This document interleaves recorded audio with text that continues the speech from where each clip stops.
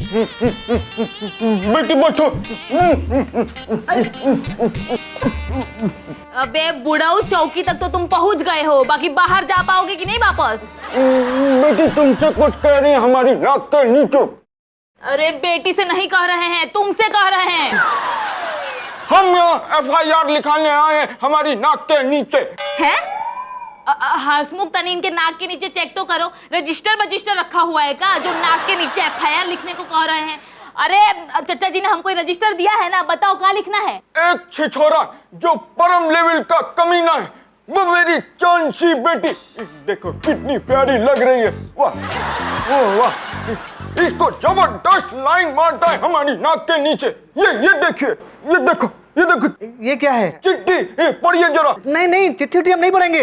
हमारे बापू कहते थे कि चिट्ठी उट्ठी पढ़ना गलत बात होती है। बुढ़ाऊ, चिट्ठी अगर नहीं पढ़ पा रहे हो तो किसी और से पढ़वा लेते। ये चौकी है, कोनो डाक खाना नहीं है जो यहाँ चिट्ठी लेकर के आए हो। यह काम करेंगे क्या चिट्ठी बिट्ठी पढ़ने का? ये चिट्ठी तो हम कल ही पढ़ लिए थे।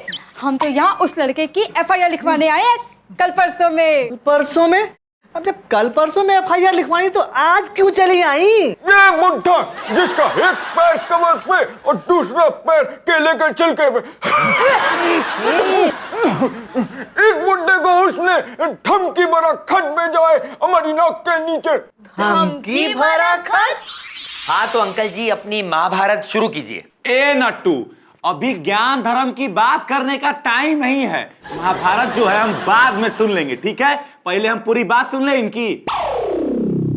हाँ जी, आप बात बताइए। तो मसला ये है कि हमारी चांसी बेटी नूरी देखो कितनी सुंदर लग रही है। वाह वाह, इसको एक छिछोरा गंदी चिट्ठियां भेजा करता है हमारी नाक के नीचे। गंदी चिट्ठियां? अच्छा एक काम कीजिए, साबुन से जो है ना सारी चिट्ठियां धो दीजिए, साफ हो जाएंगी। हमारा मतलब है कि वो चिट्ठियों में बहुत गंदी बातें होती हैं जिसे वो छिछोरा ही पढ़ सकता है। अगर कोई शरीफ आदमी उसको पढ़ेगा तो उसकी शराफत फांसी लगा लेगी, फांसी। अब देखिए ये चिट्ठी, देखिए हमारी नाक के नीचे। तो भीम दो, आप चिंता मत कीजिए, इस खत को पढ़ने के लिए हमारे पास टक्कर का छिछोरा है। नटखट जरा पढ़ के सुना। हाँ क्यों नहीं। मेरी प्रिय, मेरी जाने मन, जब से तुम्हें देखा है सूरज गैस का हांडा और चांद मुर्गी का अंडा नजर आता है। गर्म पानी भी अब ठंडा नजर आता है। मैं जब भी तुम्हारे घर की खिड़की के नीचे आता हूं, होठ गोल करके सीटी बजाने की कोशिश करता हूं, तुम्हारे बाप नजर सिंह की नजरें मुझ पर पड़ती हैं और मेरी नजरें चार हो जाती हैं। मैं क्या करूं? मैंने भंगार वाले से टीपू सुल्तान की तोप खरीद ली है। मन तो करता है उस तोप से ही तुम्हारे बाप नजर सिंह को उड़ा दूं। वैसे उड़ाने से याद आया, काश मैं मच्छर होता, हाय काश मैं मच्छर होता तो उड़ के तुम्हारे पास पहुंच जाता, तुम्हें प्यार से काटता और तुम्हें देखता रहता।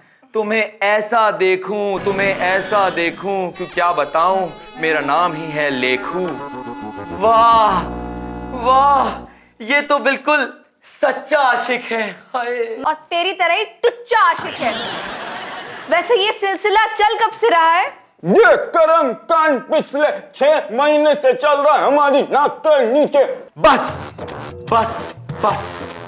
अब से वो लेखू कभी भी तुम्हें देख नहीं पाएगा, क्योंकि 24 घंटे हर दिन हर रात, उठते वक्त, सोते वक्त, नहाते वक्त, धोते वक्त, आगे पीछे ऊपर नीचे 24 घंटे मैं तुम्हारा अंगरक्षक बन के रहूंगा। अब से तुम्हें सिर्फ मैं ही लाइन मारूंगा। मेरा मतलब है कि जो भी तुम्हें लाइन मारेगा उसे मैं जान से मार दूंगा। पुलिस का आखिर यही तो फर्ज होता है। क्या बात है, आज फर्ज की पुकार बड़ी दिल से निकल रही है। क्योंकि आज मेरा दिल जो लग गया है। ड्यूटी पे दिल लग गया है। साहब हम चाहते हैं कि आप उस लेखू के बच्चे को जेल की रोटियां चखाएं हमारी नाक के नीचे। काहे बे, राशन जेल में फ्री है क्या? भीम, उनके कहने का मतलब है कि उसे जेल में डाल दो। अच्छा, हम छानबीन कर लेते हैं और फिर उस लेखू को पकड़ लेते हैं। ठीक है, तब तक एक काम कीजिए, आप अपने घर जाइए। ठीक है, जाइए जाइए।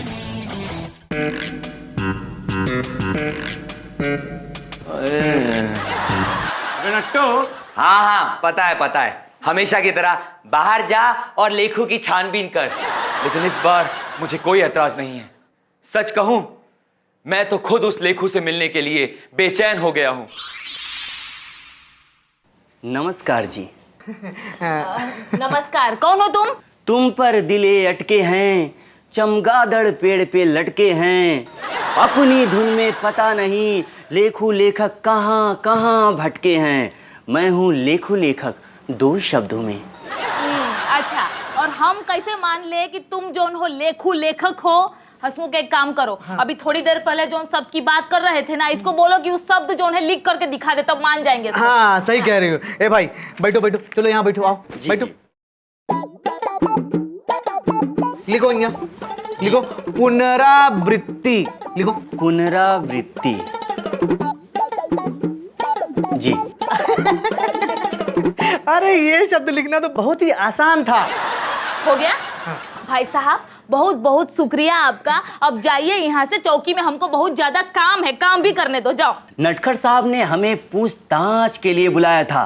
कह रहे थे किसी ने हमारे खिलाफ FIR दर्ज कर दिया है, 2 शब्दों में। अच्छा, तो तुम ही हो जोन हमारे दिमाग का पर्चा बेकार की बातों में जोन है भरे जा रहे हो, वो भी 2 शब्दों में। हसमुख, एक काम करो, इसको बता दो कि आगे करना क्या है, 2 शब्दों में। तो अंदर जाओ। जी जी।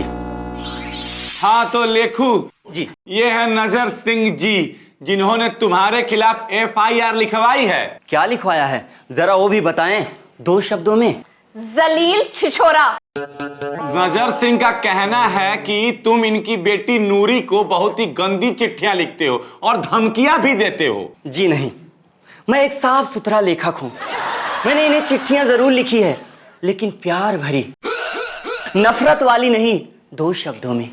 हेलो मिस्टर पल दो पल के शायर, अगर ये काम तेरा हुआ ना तो याद रखना, पल दो पल की तेरी कहानी है और पल दो पल की तेरी हस्ती है। अगर आपको यकीन नहीं होता, इन्हें भेजी हुई सारी चिट्ठियों की नकल मेरे पास है, आप उसे देख लीजिए 2 शब्दों में। और चिट्ठियां इनके पास भी है, उसे मिला लीजिए, किस महीने की किस तारीख को मैंने क्या लिखा है, 2 शब्दों में। लाओ लाओ लाओ भाई, लाओ लाओ। नट्टू, तेरे पास ना चिट्ठी ला।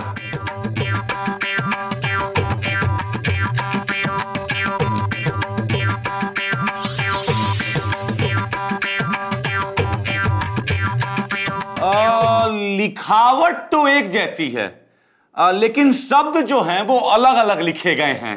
लाओ लाओ दिखाओ। हाँ हाँ, ले ले देख। मैं भी तो पढ़ूं। तेरे की छी, थू है तेरे पे। अरे तू तो शराफत का पुतला निकला।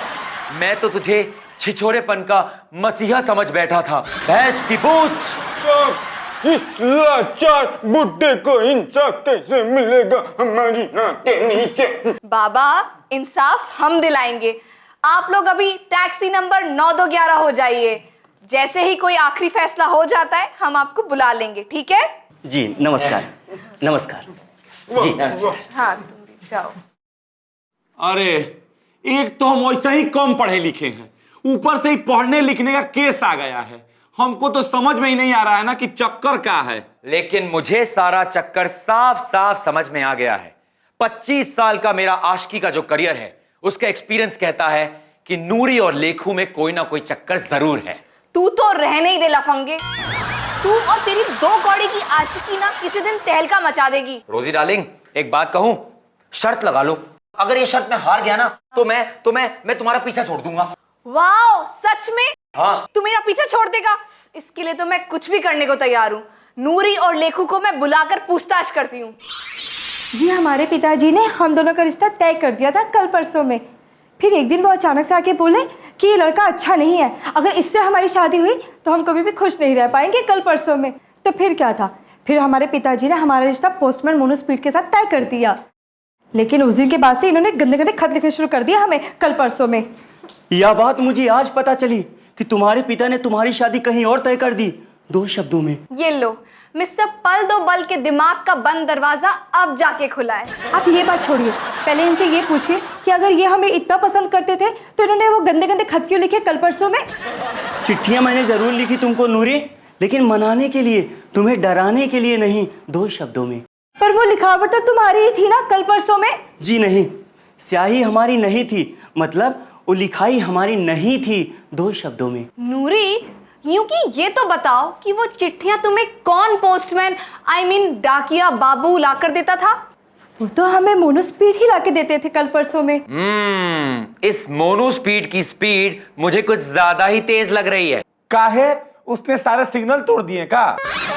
भीम, इसका मतलब है कि इसे मोनो स्पीड पर शक है। मोनो स्पीड पे मुझे फुल ऑन शक है।